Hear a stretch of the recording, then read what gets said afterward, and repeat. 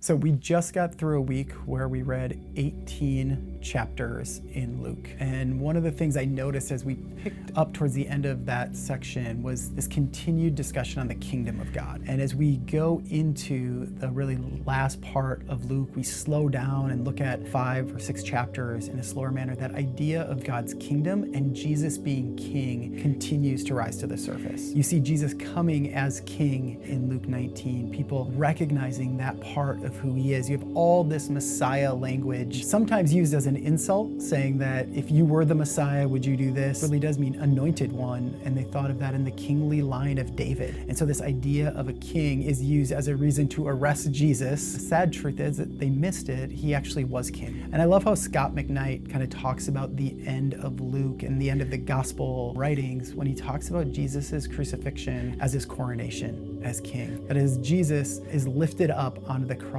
this is where we see him as the king he really is, the exalted, in a very different way, Messiah, who would ultimately be crucified for us, but that ushered in his kingdom in a whole new way. And we see that even continuing on throughout the end of Luke, this acknowledgement that Jesus was the Messiah. We see it in Joseph of Arimathea when it talks about that he was a devout Jew waiting for the Messiah. And he was able to see that even in Jesus's life and death, he was the Messiah.